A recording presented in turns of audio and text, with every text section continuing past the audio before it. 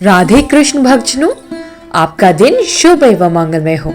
आज की इस वीडियो में हम जानेंगे कि सफला एकादशी कब है, इसका शुभ मुहूर्त क्या है।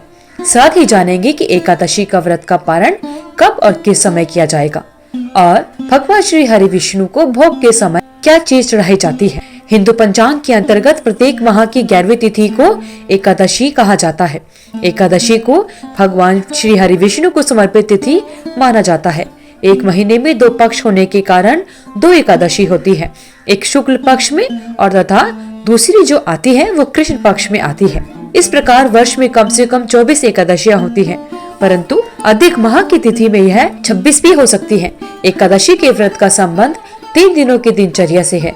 भक्त उपवास के एक दिन पहले से दोपहर में भोजन लेने के उपरांत शाम का भोजन ग्रहण नहीं करते, ताकि यह सुनिश्चित हो सके कि अगले दिन पेट में अवशिष्ट भोजन ना बचा रहे। भक्त एकादशी के दिन उपवास के नियमों का कड़ाई से पालन करते हैं तथा अगले दिन सूर्योदय के बाद ही उपवास समापन करते हैं। एकादशी व्रत के दौरान सभी प्रकार के अनाज का सेवन वर्जित होता है। जो लोग किसी कारण एकादशी का व्रत नहीं रखते हैं, उन्हें एकादशी के दिन भोजन में चावल का प्रयोग नहीं करना चाहिए तथा झूठ एवं परनिंदा से बचना चाहिए।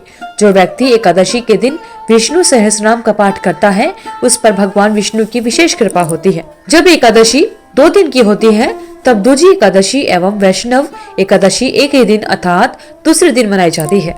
दिसंबर माह में पड़ने वाली दूसरी एकादशी को सफला एकादशी कहा जाता है। सफला एकादशी पौष मास की कृष्ण पक्ष की एकादशी तिथि को मनाई जाती है। इस दिन पूरे विधि विधान से भगवान श्री हरि विष्णु की उपासना की जाती है। श्री हरि को प्रसन्न करने के लिए यह दिन बहुत ही खास एवं महत्वपूर्ण होता है। मान्यताओं के अनुसार सफला एकादशी का व्रत रखने से जीवन के कष्टों का निवारण होता है। आइए जानते हैं सफला एकादशी की सही तिथि, शुभ मुहूर्त, पूजा विधि और व्रत का पारण समय क्या है। पंचांग के अनुसार इस साल पौष माह की कृष्ण पक्ष की एकादशी तिथि 25 दिसंबर यानी बुधवार को रात को 10:29 से शुरू होगी। इस तिथि का समापन 26 दिसंबर को देर रात 12:43 पर होगा।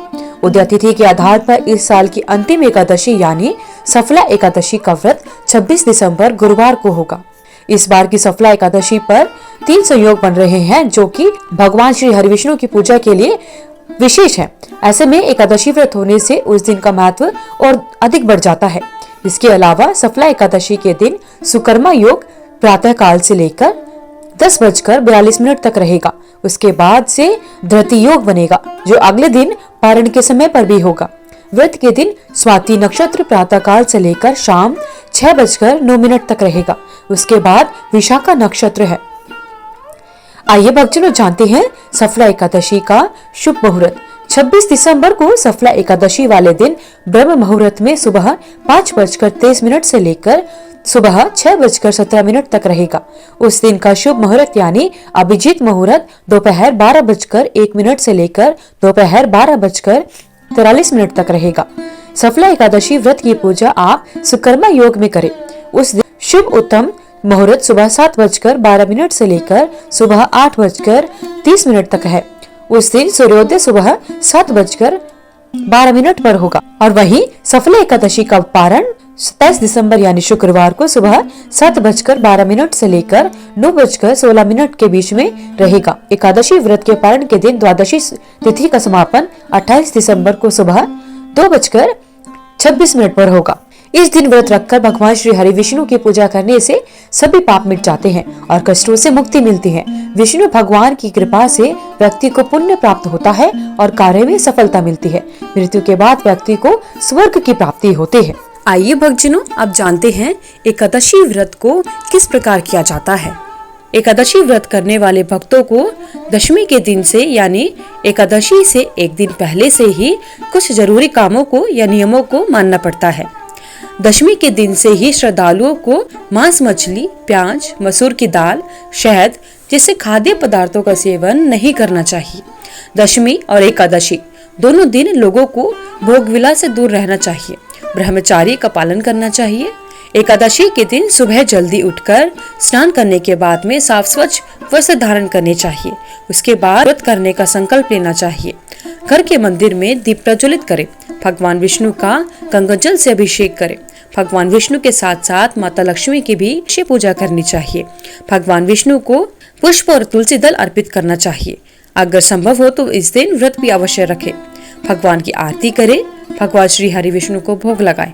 भगवान श्री हरि विष्णु को जो भोग लगाया जाता है उसमें तुलसी दल अवश्य शामिल करना चाहिए।